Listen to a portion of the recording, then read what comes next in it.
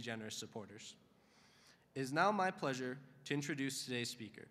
Dartanyon is an all-around athlete, having run track, competed in high jump, and played football at Lincoln West High School.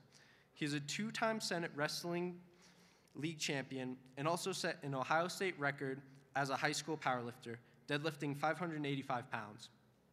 Dartanyon started training in Judo in 2009 and moved to the Olympic Training Center in Colorado Springs. In 2010, he continued his studies. He completed his first college year at Cuyahoga Community College in Cleveland before transferring to Pikes Peak Community College.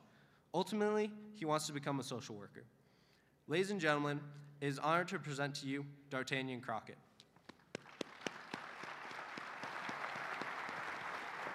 Thank you.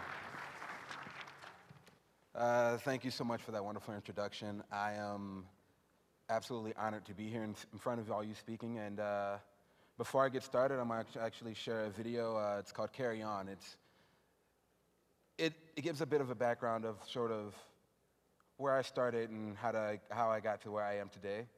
And after the video, I'm going to share a bit more of exactly what that looked like in the finer details and all of it. So without further ado, if you guys want to start the video, thank you.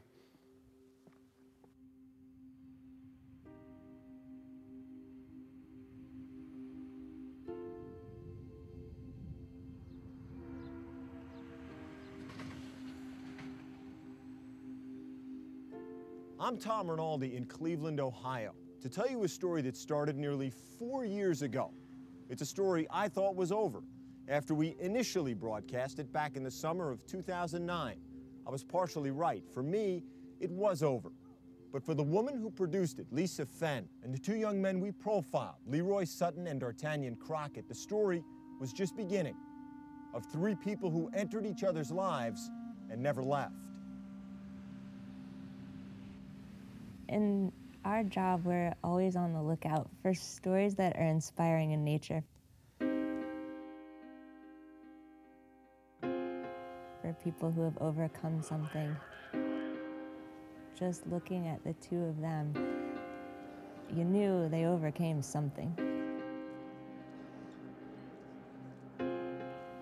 It was a startling image, one of those things that you want to look at, to absorb, yet you feel like you probably shouldn't be staring. Notice your match, right? Saw me. Saw me. They were inseparable. You could tell there was a brotherhood there. Everything in life, he takes it all in stride. When we first met, we instantly had this bond. I just know I can count on him, just for anything. He has his struggles. I have mine. We had our struggles. We're still going through them. 8 years before we met Leroy Sutton, his future was shaped on a set of train tracks while walking to school in Akron, Ohio. There was rocks and gravel, and I kind of just slipped and just went under. His backpack caught by one of the passing cars, Leroy was pulled beneath a slow-moving freight train. Both his legs were crushed. I just asked why. That's all I did. The whole time I was in the hospital, I just asked why. Why?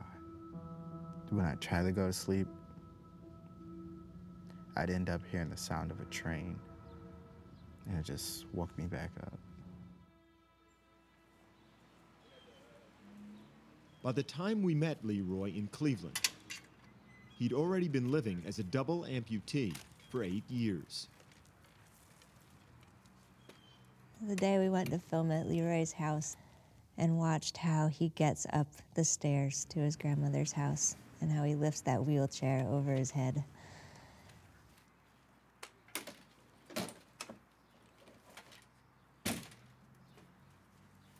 Took my breath away. Leroy agreed to spend some time with Lisa and our film crew, reluctantly. I found Leroy in his room in the basement, and he was playing video games. I sat down and made a few attempts at conversation that went absolutely nowhere. I have a real big issue with trust. So when she first showed up, I didn't want anything to do with her at all. Leroy's been hurt a lot by people closest to him. It's just harder for him to actually build up that trust, to actually open up and trust someone. Coming from a broken home, one of the only people Leroy did trust was Dartanyon Crockett, the only teammate strong enough to practice with Leroy on their high school wrestling team. Get up, get on my back. Jump on. In fact, Dartanyon carried Leroy that entire season long, into and out of every match. He was able to come to school every day with a smile on his face. You would never think that anything was wrong with him. Leroy was only half the story and half the reason we came to Cleveland. Dartanyon had a challenge of his own, as I learned when I first interviewed him. How would you describe your ability to see? From where I'm sitting, I can just barely make out your facial features. How far away am I from you? 4 or 5 feet, something like that. Dartanyon is legally blind. Born with Leber's disease, a condition that causes acute visual loss, Dartanyon's been severely nearsighted his entire life. I planned to meet Dartanyon outside of the school office, and as he was about 15 feet away from me, he said, "Hey, Lisa, how are you?" And I said, "How did you see me?" And he said, "I just remember that's the way your shadow stands." So back then we thought we had our story. It was clear. The wrestler who couldn't walk, carried by the one who couldn't see. But there was much more that we, especially Lisa, were beginning to glimpse. For Dartanyon, we found out his mother, Juanita, died when he was just 8 years old. His father, Arthur, battled drug and alcohol addiction.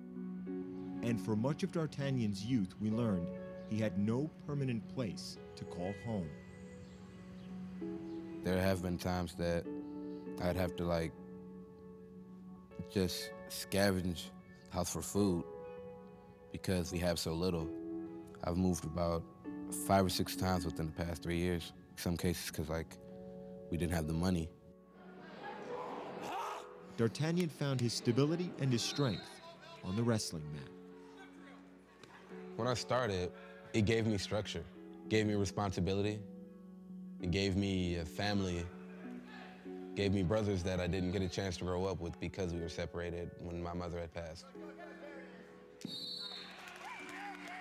After I win a match, and I look to the ceiling and point, all that is dedicated to my mother. Despite their disabilities, Dartanyon finished the 2009 wrestling season 26-3 and was a league champion. Leroy won 9 matches, a majority of those by pin. But as much as the two were bound by their sport, they were drawn closer by their friendship. Almost everywhere we found one, we found the other. Brothers more than wrestlers. I really admired how they stayed on the straight path. They didn't make destructive choices. They weren't bitter. They had just been dealt a really lousy hand.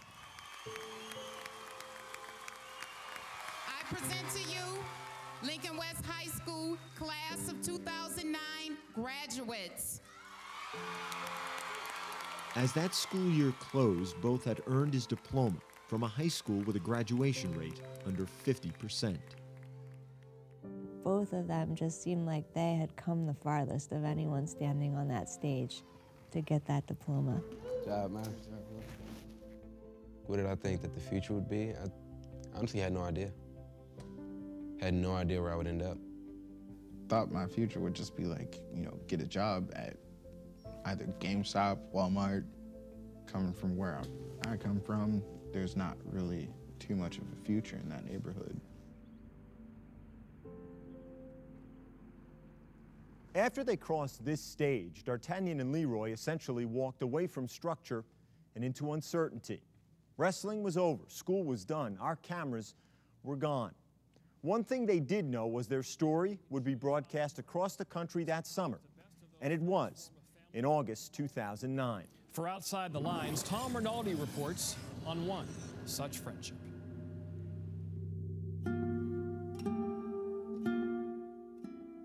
The story ended with a simple fact, that while both wanted to attend college, neither could afford it. That fact struck a chord with our viewers and sparked an incredible response. For the next 5 or 6 hours, I averaged an email about every 2 minutes. Most of the emails were from people who wanted to know how they could give money. I didn't really know what they could do. But I have a family friend who's an attorney and in Warp Speed helped to set up a trust fund. In all, Lisa received over 700 emails from viewers offering to help. And in less than a month, nearly $50,000 was contributed to the Carry On Trust. And a small number of donors did even more, stepping forward to pay the balance of college tuition and living expenses for both Leroy and Dartanyon. What a great feeling to be able to deliver news like that to people, that there's hope.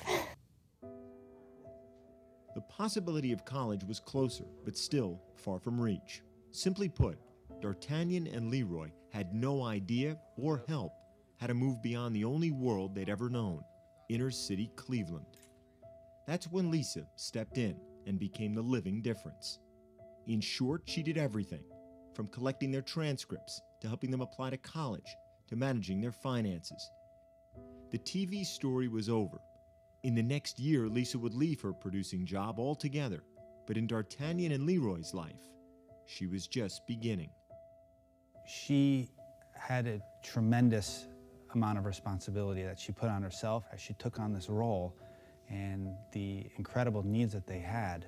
Countless hours spent and very taxing, because if she wasn't able to do this, these two young men would not have the means to continue on. You can't go into environments like this and earn the trust of two boys like this who have needs like this and then just walk away. I mean, I don't think anyone would do that, really. I'm not going to be next on that list of people to break their trust.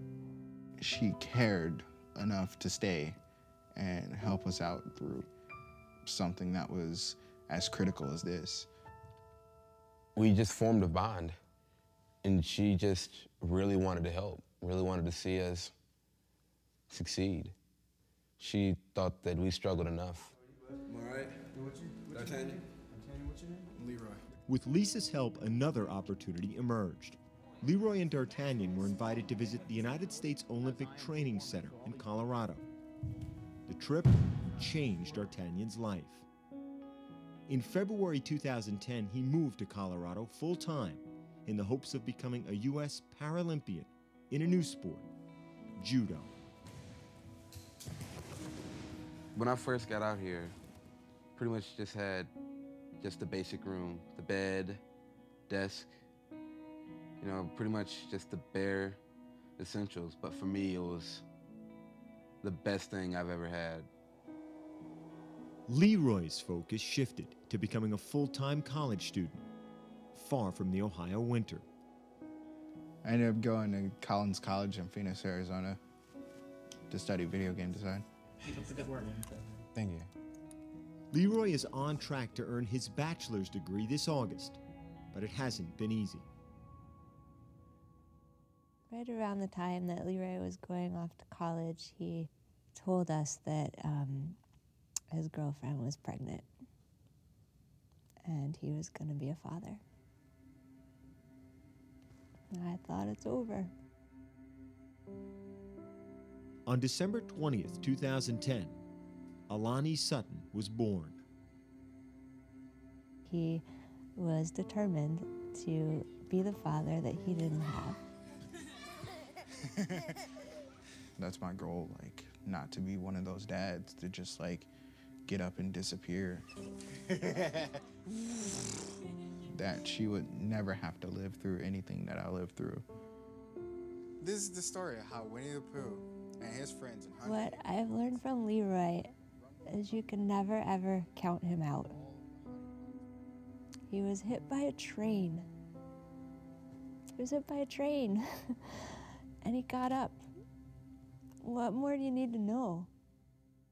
While Leroy faced the challenges of new fatherhood head-on, Dartanyon tackled his new path with determination. After just 2 years practicing to master his new sport, Judo, he was trying to earn a spot in the 2012 Paralympic Games in London.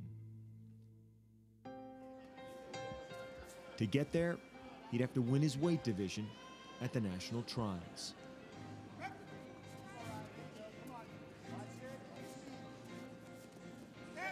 Hey, let's not get into a swing contest. You know what you want to do. Straight back drag, you're letting him do that to you. Yeah, come on, keep going. Yeah! If you're not careful, he'll hurt you. I work out with him. Yeah, keep moving. Don't stop moving. Yes, sir! Let's just keep doing it like that. Okay? Okay. Turn it, turn it! Yeah! One more. Okay, stick to the plan. Give me some. Let's go. After 5 wins in 1 day, Dartanyon stood at the edge of his goal. One more win, and he'd be going to London for the Paralympic Games. Go! Yep, yep, yep, yep! Yeah! Woo!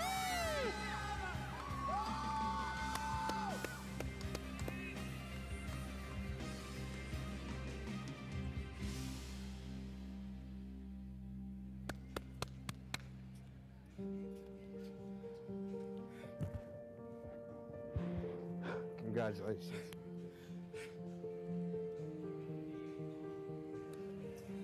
Hey, I got somebody I need you to talk to. Lisa.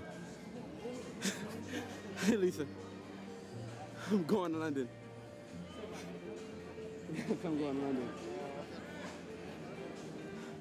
It was important to me that the first person I spoke to was Lisa because she got me there. I love you too. Once again, they always teach me you can never, ever count them out. Ever.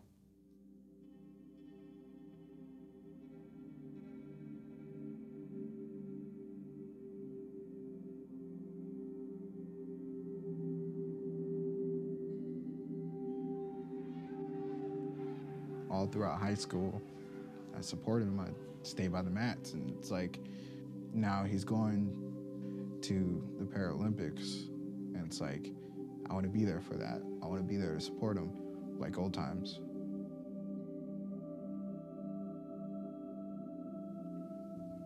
It just wouldn't make sense without Leroy. How could he not be there for the biggest competition of his life? Yes, I didn't miss my flight. All right. Let's go get him. Oh, I'm excited. He has no idea I'm coming. I was trying so hard not to laugh. I'm just like sneaking up behind him. We take a home goal? We take a home goal? What's up, baby? Dartanyon was the only judo athlete there without a parent. So you could tell he was tense. But then when Leroy arrived, everything changed. You know, we have that bond, and that bond is damn near unbreakable. Reaching London was great, but Dartanyon's goal was greater: to earn a medal.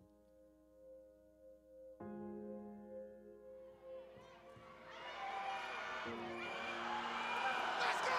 Let's go! Get him on his back! Come on! That's what I'm talking about! That's what I'm talking about, guys!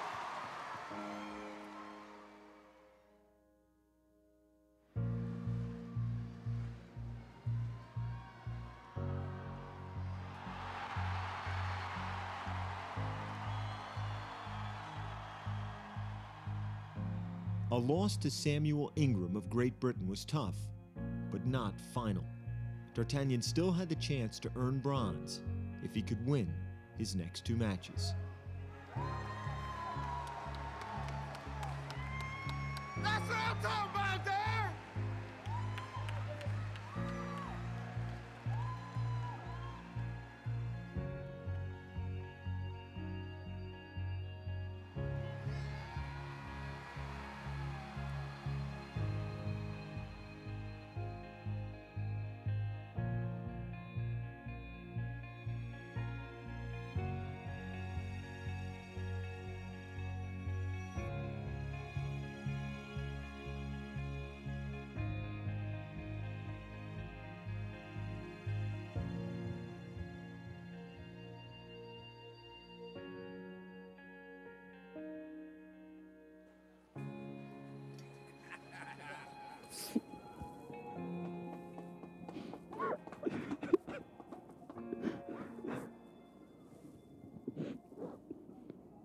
I did it, Lisa. You did it.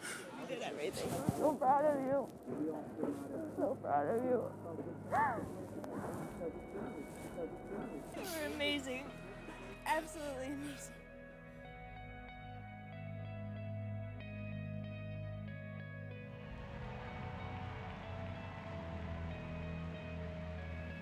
Just being on the medal stand and having them put the medal around your neck, it's just incredible.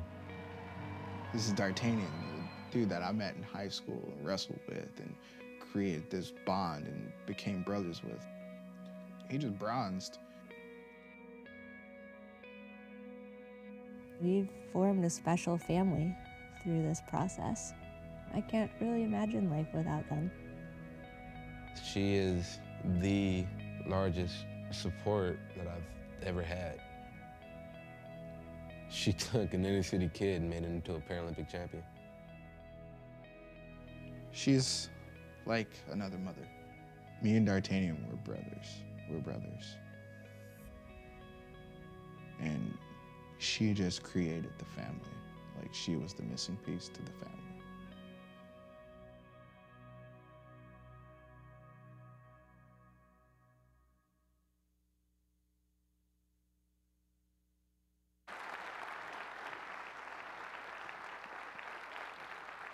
Thank you.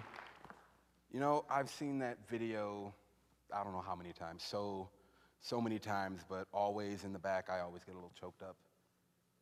And funniest part about it is I know exactly how it ends. Every single time, I know exactly how it's going to end, but I still well up. And I love that story, and I love it dearly. And because it's just like many other underdog stories that we see today. But I think the issue with it is, in other Hollywood underdog stories, is it sort of tells a beginning and an end. It kind of glosses over the middle, right? And it doesn't really explain exactly what it took to get to that point. And that's where I come in. Today I want to share with you just the pieces of my past that really shaped my character and helped me develop my sense of self and who I am today. And the best way to do that is to start from the beginning, or I guess what I call the beginning. So around the age of 8, my life for me, I guess you could say, took a dynamic shift. At the time, my mother, Juanita Crockett, was my cornerstone. She was my rock. She was my everything. However, shortly after giving birth to my youngest sister, she had died of a brain aneurysm. It's my father who had told me, and he's definitely old school. For old school generation that doesn't sugarcoat anything, and the loss of a parent isn't something that gets excused either. I had come home from school one afternoon, and he kind of pulled me aside and said, "Dar, I have something to tell you. Your mother is dead." And with that, I felt no emotion in his voice, no compassion, not even a touch of sympathy. My heart sank. As my throat tightened and my hands began to tremble, as sadness and anger consumed me, I wanted to just cry my eyes out and disappear, but tears wouldn't come. I had fallen into a nightmare that just quickly became my reality. Very soon after, I went to live with my father, and it was just me and him for a while. And things were okay. Things were fine. However, we reached a point where we were unable to afford rent in the duplex upstairs, so we moved into the unit downstairs with my uncle. And that's when things began to sort of shift again. That's when the house that I lived in became a trap house. And if you don't know what a trap house is a house typically within an inner city where drugs are either made and or sold to addicts in the area. And that was courtesy of the new neighbors that we got that moved into the place we were at. And quickly over time, I began to realize that my father was one of the addicts that frequented the upstairs unit. And I began to see that his addiction was just going from bad to worse, as I would never see much of him because he was either at work or he was out feeding his addiction. And so this point of my life it felt very lonely. It felt very lonely, it felt quiet, and I missed my siblings who are all separated after my mother had died. I missed feeling safe in my own house. And most of all, I missed my mom.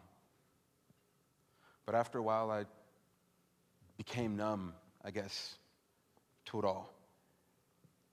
And then I started to embrace it. And I began to embrace it as if it were a dear friend. For me, at the time, it was the only friend I had. And so now I was at a point where I felt like the most challenging part of my life was over. I mean, my mother had died at age 8. My father was a battling alcoholic, an addict. I was born into poverty with physical limitation that our society deems a disability, with very, very limited resources and a lack of understanding on how to navigate this world. I felt as if I had nothing. The loss of my mother just continued to weigh heavy on my soul as I just continued to feel more and more broken, more and more shattered, and just so vulnerable. But instead of reaching out and asking for help, I resorted to anger. And then from there, anger became my double-edged sword, while despair became my shield. And for a time, life kind of got easier. It got easy to turn my focus away from my problems than to face them. It got easier to continue to use my rage as an excuse to push people away who would dare to step in my life and try and help me. It got easier to hide behind my shield of despair, cloaked in fake smiles, and I'm fine. But through it all, it was incredibly painful. My entire core began to writhe in agony as I continued to be the cause of my own suffering. And as this trend progressed, I continued to blame my pain, my hurt, on the loss of my mother. I continued to think that that was the most challenging part of my life, but I was wrong. The most challenging part of my life was not losing my mother, it was living. It was living without her. And then very soon after, over time, the blade of my anger just dulled, almost immediately, leaving me only with despair. My questions of why did she have to go changed to how do I go on without her? I was lost. I had no clue. I was still a child at this point. I was maybe 10 or 11. Maybe even a little older, in my preteens. And I reached a point where I just stopped seeking answers because I couldn't find any, and then I just started only seeking relief. However, the relief that I was looking for comes with a heavy price, but at that time, I was 100% ready to pay it. Because in my mind, it was through death where I had found my relief. It was through death where I was going to find my peace and tranquility. Opening that door to death would lead me straight to her, allowing me to escape this reality that had become too painful for me to exist in. This was going to be my opportunity to leave this world behind and everything and everyone along with it. However, when the time came for me to make my decision, I was stopped. I was frozen and I hesitated, and I didn't understand why. Was it the thought of leaving everyone and everything behind that hindered my decision? How did my easy way out instantly become so difficult? And in that moment, I wanted answers again. And as I sat and thought it over, I thought of my father. I thought of my father who, despite battling a substance abuse disorder, showed me every best quality of what it is to be a father, of what a father should be and could be. I thought of my siblings who, despite all of us being separated from an early age after my mother had died, we still shared a bond that is damn near unbreakable. And in what was my darkest moment, I smiled. I smiled as tears ran down my face, and I looked up to the heavens and I said, Mom, I love you. I love you dearly, and I think about you every single day, but it is not my time to see you yet. Because in that moment, I realized that this permanent decision is not the answer to my temporary pain. And from there, I began to instill a desire to be something more than what I was, something more than what my circumstances and my environment dictated that I become. And eventually, that desire led me to wrestling. Funny enough, it was through wrestling where I first saw that I had a talent. It was through wrestling where I first saw that I could be something more than just a visually impaired kid who had lost his mom, whose father was battling with a substance abuse disorder, who was born into poverty. You see, I had won my first wrestling match, and then I had taken second in my first tournament. And this was a monumental victory for me. This was huge, because most of my life I felt like I was on a losing end of a battle, and victory was not in sight. However, for the very first time in my life, I felt like I could win. I still had no idea what the future held for me. I had no idea what I was going to even do or what that even looked like. But I had it set in my heart that I was not going to struggle as I did anymore. I was not going to hurt as I did anymore. Pain had been my past, but I was damned if I was going to let it become my future. And from there, I began to fight for the future I wanted, not knowing exactly what I was going to do with that. And it was around this time where Lisa approached me and Leroy about doing a feature presentation on our friendship. Initially, Leroy and I, we were hesitant. We were hesitant because we just weren't used to people wanting to walk into our lives and get to know us. It's because when you're an African-American male born into poverty, most people tend to believe they already have it figured out. Because in their eyes, in a lot of people's eyes, we fit the typical inner-city black kid stereotypes. Poor, unmotivated, unintelligent thugs from broken homes and drug-ridden neighborhoods. On top of this, we each have physical limitations. We each have a disability. I'm legally blind. And before anyone knew anything else about me, any other adjective or even my name, I was the blind kid. Leroy's a double amputee. He was the kid with no legs. And from my experience, when you have a disability in our society, people tend to judge you by the things you cannot do rather than the things you can do. And growing up, I've learned that in the eyes of our society, when you have a disability, there's not much you can't do. There's not much that you can do. I grew to understand that. And with that, I grew to understand that our impairments have less to do with our limitations and more to do with the stigmatization and the marginalization that follows. I believe it's convenient to think that when it comes to people with physical limitations, that everything can be solved with large print, parking spaces, buttons, and ramps. That if we just help them get through the door, then we've done our part. That's not the case at all. People with physical limitations need actual relationships built on mutuality and trust, not charity or pity. We need it to be known that we can make equal contributions to society, just like everyone else. And I sort of had this, growing up, it was sort of a trifecta thing going on, is what I call it. It's black, poor, and physically limited. That's 3 strikes against me. That's 3 strikes against me. Most people have already written me off. And see, just like everyone else that sort of grew up in the situation that I did, I didn't want to be judged by circumstances I had no control over. I find myself very hurt of the looks of disapproval that I got on a consistent basis. And I can feel their stares and I can hear their thoughts of, there's nothing special about this kid. Kids like this just don't amount to much. Kids like this are not worth the risk of investing into. All of these people made me so angry, but also sad and scared at the same time because no one really expected much of me. I didn't really expect much of myself. And that was until one interaction with one individual that completely changed my entire perspective of myself. Oddly enough, it was my dad's coworker. My dad worked in a restaurant at the time, and at the time I was on 3 different sports teams: powerlifting, wrestling, and football, and I also sang in my church choir at the time. So I would usually, on my way home from school, stop at my dad's work, and I would say hi and before heading home. My dad's coworker saw me one day when I was stopping by and recognized me immediately. Should show you how much my dad talks about me. And he came up to me and was like, hey, you must be Arthur's son. Dude, he talks about you a lot, man. It's so great what you're doing. 'Cause, I mean, you kick ass, lift weights, and sing? Damn, kid, you're destined for greatness. Destined for greatness. Those are probably the biggest words I'd heard in my life at that time. But I was convinced he had the wrong guy.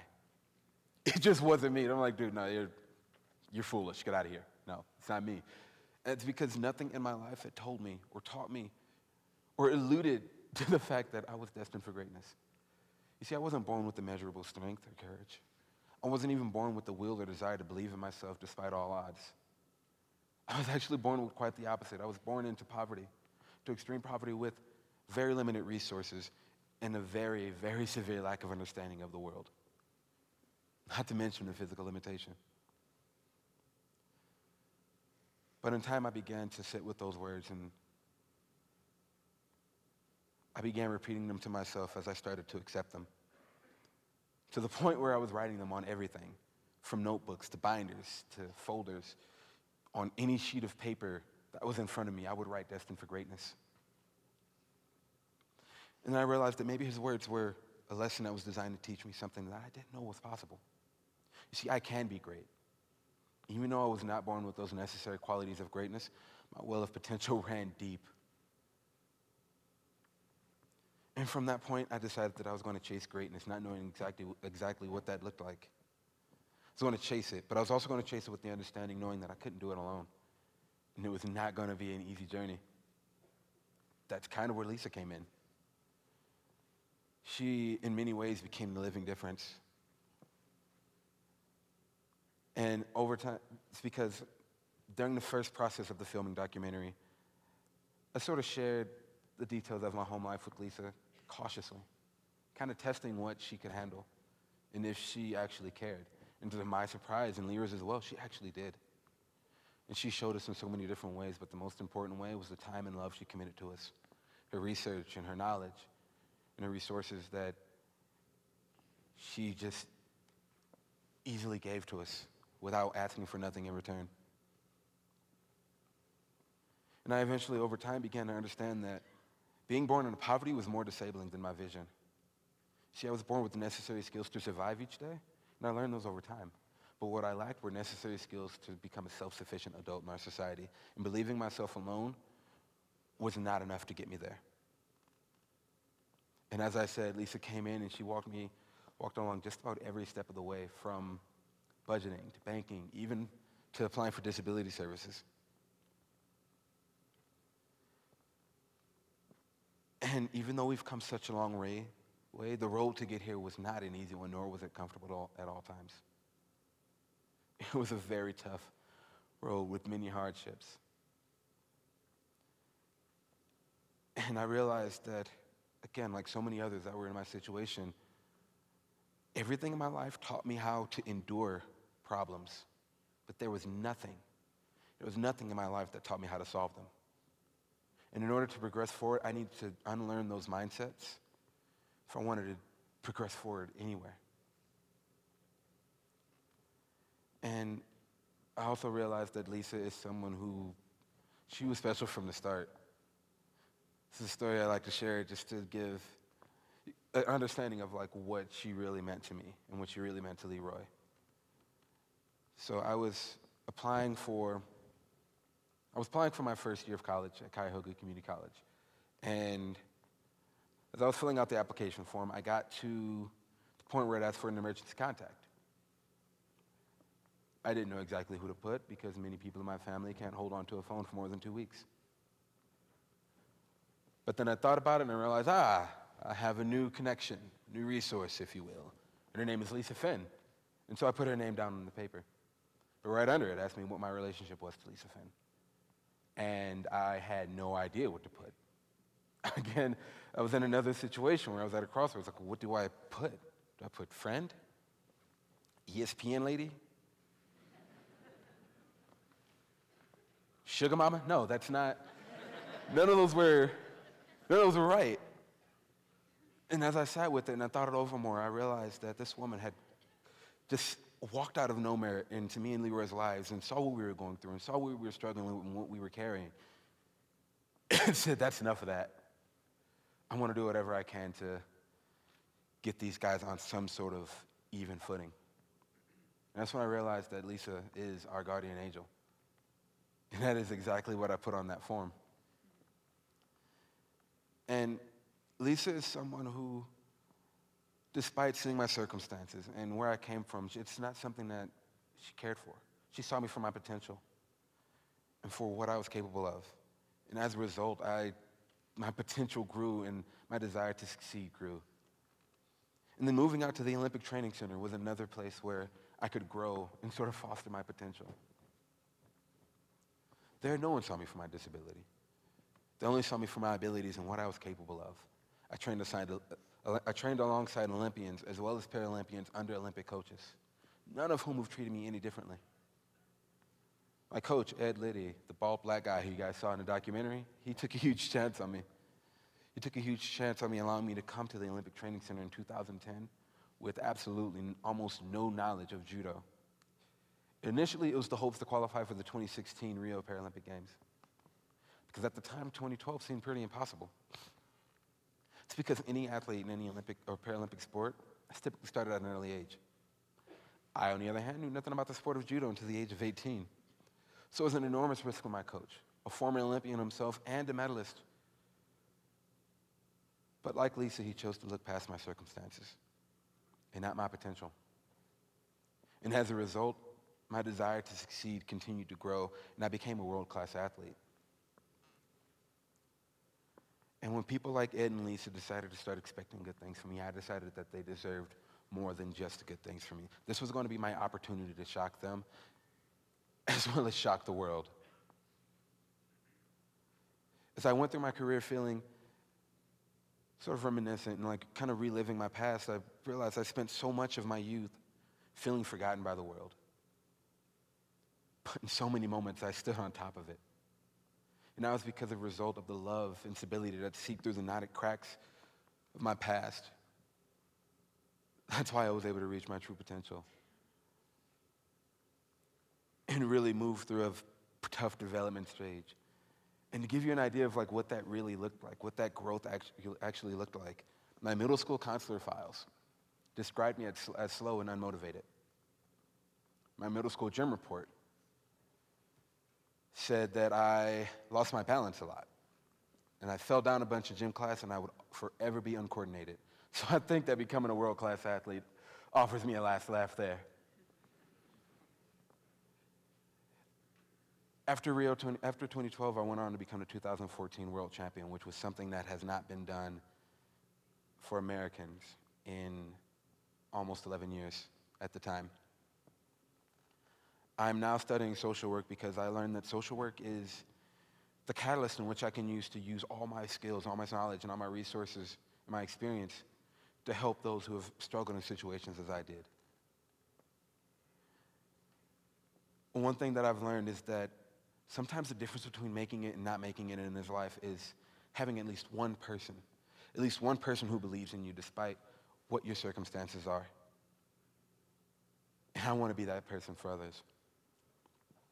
Now, as I finish out, I want to leave you with this. Each and every last one of us has a story. And it's not something that you should keep shrouded in shame or not tell. And I've learned that even the most beautiful pieces, even the most broken pieces, can be used for beauty and good.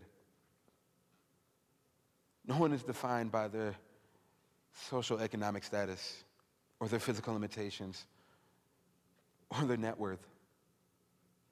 Greatness isn't something that's exclusive to the physically whole or the financially wealthy. It's something that lies in each and every last one of us, and it's the path we choose to walk that defines us. As a Paralympian, I've seen athletes run without legs. I've seen athletes swim without arms, and I've seen athletes fight without vision. And then those athletes who push themselves past their limitations stand atop podiums in front of awe-stricken spectators who don't see disability, who don't see marginalization, but greatness personified. Thank you.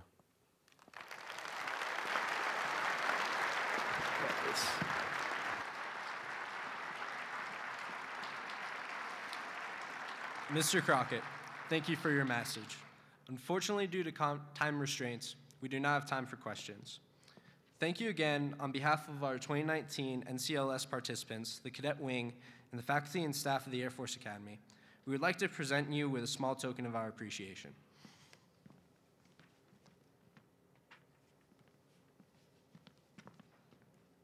Thank you so much. I really appreciate this.